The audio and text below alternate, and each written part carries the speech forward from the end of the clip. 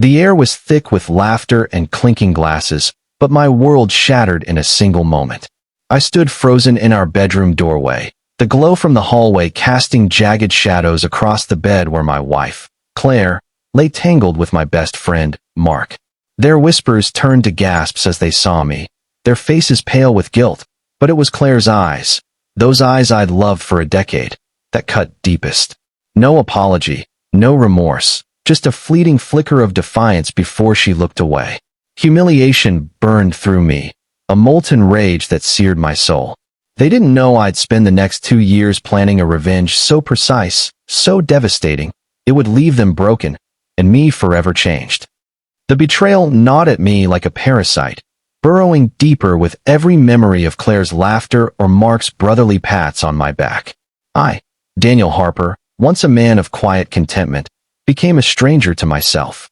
The house we'd built together in Portland felt like a mausoleum, every corner haunted by their deceit. I didn't confront them that night. Instead, I slipped out, the image of their entwined bodies branded into my mind. I moved to a cramped apartment, telling Claire I needed space to think. She didn't fight for me, and Mark's half-hearted texts went unanswered. Silence was my weapon for now. Revenge became my obsession. I couldn't eat, couldn't sleep, not without seeing their faces. I started digging. Mark, a rising star at a tech startup, had secrets, shady deals, unreported income. Claire, always ambitious, was climbing the corporate ladder, her charm masking a ruthless streak. I hired a private investigator, a grizzled man named Vince, who uncovered their affair's depth. Months of stolen nights, whispered plans to leave me once Claire secured her promotion. The betrayal wasn't a mistake, it was a campaign. My rage hardened into purpose. I'd ruin them both, but it had to be perfect, public, undeniable, and permanent. I threw myself into work, a financial analyst with a knack for patterns. By day, I was composed, but nights were for plotting. I hacked into Mark's emails, finding evidence of his embezzlement. I gathered proof of Claire's workplace manipulations, favors traded for promotions. I didn't want to just hurt them, I wanted to dismantle their lives. But the weight of it was crushing. My sister, Emily, noticed the change. "You're not you anymore, Dan," she said one evening, her voice soft with worry. I brushed her off. She didn't understand. No one did. The world had to see them for what they were. I started small, leaking Mark's shady deals to his company's board anonymously. Whispers of an investigation began. Claire, meanwhile, was up for a VP role. I sent an encrypted file to her CEO, detailing her unethical tactics. The fallout was slow but deliberate, like a fuse burning toward dynamite. I watched from the shadows, my heart pounding with grim satisfaction. But the thrill was fleeting. At night, alone, I'd stare at old photos, Claire's smile, Mark's arm around my shoulder, and the rage would flare anew, but so would the emptiness. Revenge was my fuel, but it was also my cage. I stopped calling Emily, ignored my colleagues' concern. My world narrowed to one goal, their destruction. The cost was evident.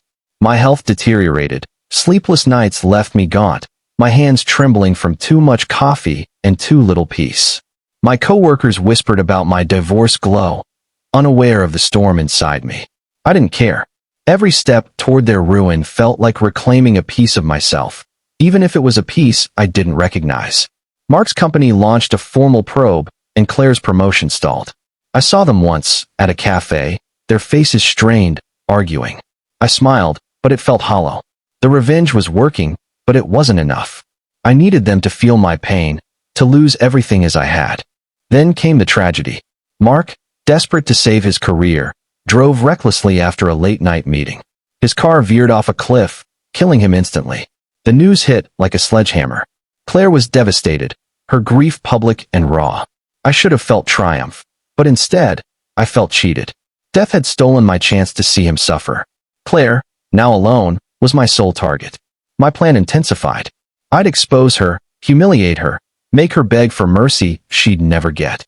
But as I plotted, a nagging thought grew. Was this really justice, or was I becoming the monster I despised? Claire's world began to crumble, and I orchestrated every crack. The file I'd sent her CEO went viral within her company. Colleagues shunned her, her reputation shredded.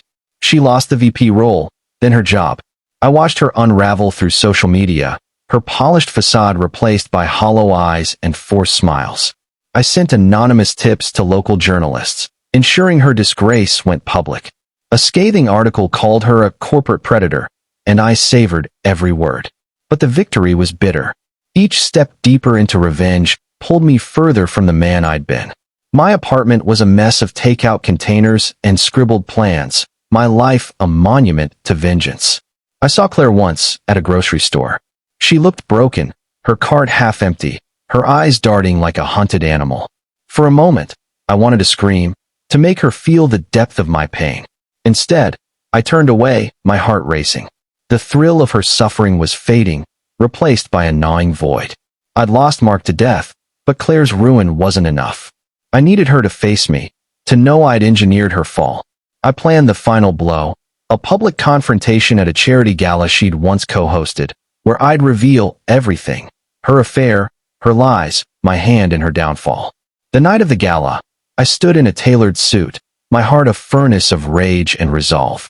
Claire arrived, a shadow of her former self, clinging to a last shred of dignity. I'd arranged for a projector to display emails, texts, proof of her betrayal, time to interrupt her speech. As she took the stage, the screen lit up. Gasps filled the room as her affair with Mark, her workplace schemes, were laid bare. Her face crumpled, tears streaming as she fled the stage. The crowd's murmurs were deafening, but I felt no joy, only exhaustion.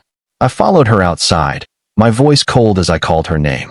She turned, trembling, and for the first time, I saw fear in her eyes. "Why, Daniel?" she whispered. "I loved you." Her words were a knife, twisting in old wounds. I wanted to scream that her love was a lie, that she and Mark had destroyed me. Instead, I told her the truth. I'd ruined her because she'd ruined me. She sobbed, collapsing against a wall, but I felt no release. The revenge I craved was ash in my mouth. In the weeks that followed, Claire disappeared from public life. I heard she'd moved away, a ghost of her former self. I should have felt free, but the weight remained. My sister, Emily, tried to reach me, but I pushed her away. Friends stopped calling. My career suffered as my obsession had consumed my focus. I'd won, but at what cost? My life was a wasteland, my soul hollowed out by the pursuit. I visited Mark's grave once, staring at the cold stone, searching for closure. There was none. I'd destroyed them, but I'd also destroyed myself. The final act was letting go, not for Claire, not for Mark, but for me. I burned my files, deleted the evidence, and walked away from the wreckage. Revenge had been my god, but it was a cruel one, demanding everything and giving nothing. I stood alone in my apartment, the silence deafening, and realized the truth. Vengeance doesn't heal, it consumes. I'd never be the man I was, but I could stop being the monster I'd become. I started rebuilding, one painful step at a time, knowing the scars would always remain. Moral of the story: revenge may taste sweet in its pursuit, but its bitter cost leaves only ashes where a soul once stood.